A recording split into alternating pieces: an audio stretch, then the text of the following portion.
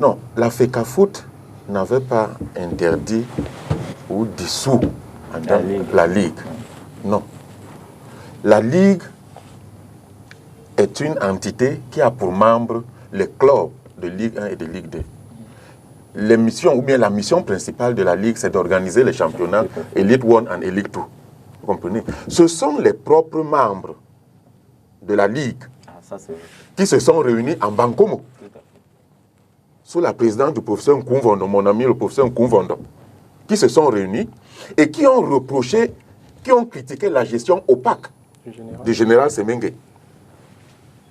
Et qui ont donc décidé de dissoudre leur entité, là, la Ligue. Après avoir décidé ainsi, ils se sont donc tournés maintenant vers la FECAFOOT et son président pour dire la Ligue n'existe plus. Le président de la FECAFOOT n'a fait que prendre acte de cette dissolution et a donc mis sur pied un comité transitoire chargé d'organiser les championnats Elite 1 et Elite 2. L'erreur que le général Seming avait faite, c'est qu'il avait un délai de 3 jours pour attaquer cette décision de dissolution. Il ne l'a pas fait. La décision est devenue irrévocable. Vous savez que les mêmes clubs ont dit ce jeudi, ils ont pris la décision ferme et inflexible de ne prendre part au championnat professionnel que sous la conduite et l'administration de la Ligue de football professionnel du Cameroun. Oui, je voudrais vous dire que ça, c'est ce qu'ils ont dit. Déjà, on vous demande ils sont combien, mais c'est ce qu'ils disent aujourd'hui. On est dynamique, ils peuvent avoir changé, je ne sais pas. Mais je vous dis ce qui s'est passé en Bankomo. Vous comprenez? Samuel Eto'o a donc créé, la FECAFOOT a donc créé ce comité exécutoire. D'ailleurs, le général Semengue, n'a pas attaqué cette décision qui a acquis autorité de la chose jugée. Mieux, il s'est rapproché de la FECAFOOT pour demander à être président de ce comité transitoire. Je rappelle quand même que le général Semengue était attendu à la conférence de presse d'hier, même si on ne l'a pas vu. Je rappelle quand même qu'il était annoncé. Il était annoncé dans l'ordre de passage. Il était annoncé dans l'ordre de passage. Donc, le général Semengue est même venu à la FECAFOOT demander à être président de ce comité transitoire. Ce qui prouve donc qu'il en avait pris acte. Vous comprenez? C'était donc un faux procès qui était porté devant l'OTAS par rapport à ça. Et moi, je vais même généraliser pour dire qu'en réalité, la FECAFOOT a tout gagné devant l'OTAS. Je m'explique.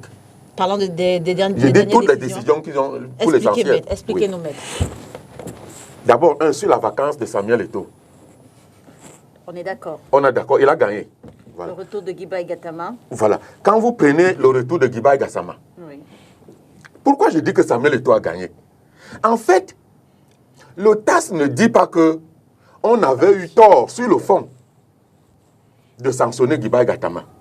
D'accord?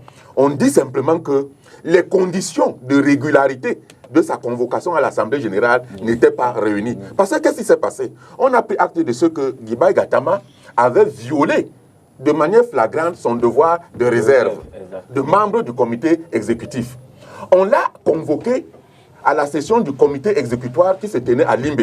Il est venu, on l'a interrogé et on a estimé qu'il n'avait pas raison, il avait tort. On l'a suspendu pour 3 mois en attendant la prochaine Assemblée générale. À l'Assemblée générale, on l'a convoqué pour venir se faire entendre. On l'a convoqué. Il n'est pas venu. Il est resté sur les réseaux sociaux. Il n'est pas venu. On a donc confirmé, on a donc sanctionné, on a acté son exclusion du comité exécutif. D'accord? Le TAS dit simplement que les conditions de sa convocation n'étaient pas réunies. Qu'est-ce qui va donc se passer maintenant? Puisque vous dites qu'il va revenir. Mais on l'attend même. Mais il peut même dire. Moi, je dis que le TAS, comment on dit ça, la FECAFOOT, oui. Le comité exécutif souhaite même qu'il revienne. Mais sauf que quand il va revenir, on va lui dire, après lui avoir souhaité la bienvenue. Il n'y a pas que Guiba Gassama. On parle d'abord de lui. Après qu'on lui aura souhaité la bienvenue, on va lui dire, voilà, nous allons continuer maintenant la procédure sur ces derniers errements. C'est-à-dire là où la convocation avait été viciée. On va donc le convoquer à l'Assemblée générale maintenant de manière régulière pour répondre aux faits qui lui sont reprochés. Et je ne vois pas en quoi est-ce que la sanction va varier. C'est là où moi je lui dis donc, s'il... Je n'ai pas de prétention, mais je dis que les problèmes ne se résolvent pas seulement sur le plan juridique. Il y a des négociations. Guiba Gassama, s'il veut continuer à travailler dans le cadre de la FECAFOOT, qu'il négocie. C'est même une grave erreur. Qu'il négocie. Vous comprenez? Qu'il négocie. Voilà. Donc voilà le deuxième point. Je dis que là aussi, Samuel Eto'o et la FECAFOOT ont gagné. Oui.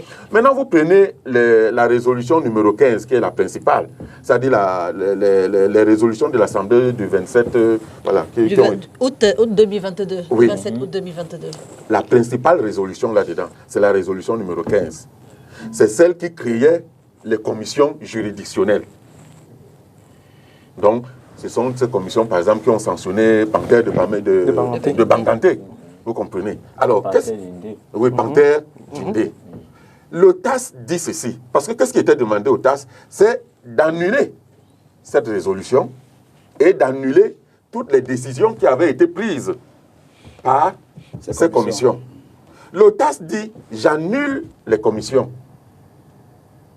J'annule la résolution numéro 15, mais je maintiens les décisions qui avaient été prises par ces commissions. C'est pour ça que, par exemple, la sanction de Panthère Djindé est maintenue. C'est pour ça que je dis que la FECAFOOT a tout gagné. D'ailleurs, Leila, en réalité, et mon jeune frère l'a dit, le problème contre Eto'o, c'est un procès en sorcellerie.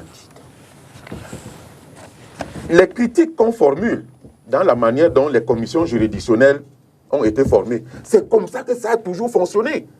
Avec tous les exécutifs précédents. C'est comme ça. On dit qu'on n'a pas convoqué les membres de ces commissions juridictionnelles qui existaient déjà pour les entendre, etc. Mais non, il ne s'agissait pas de révocation sanction. On ne les sanctionnait pas. Il s'agissait tout simplement de faire comme ça se fait selon la jurisprudence acquise. Un nouvel exécutif qui arrive a besoin quand même de travailler avec des équipes nouvelles en raison de la suspicion légitime qui pourrait exister. Donc c'est comme ça que le nouvel exécutif arrive, remercie les commissions juridiques qui sont là, et puis met de nouvelles en place. Voilà ce qui a été reproché. Donc moi je dis que sur le fond, les sanctions prises par la FECAFOOT sont maintenues. Votre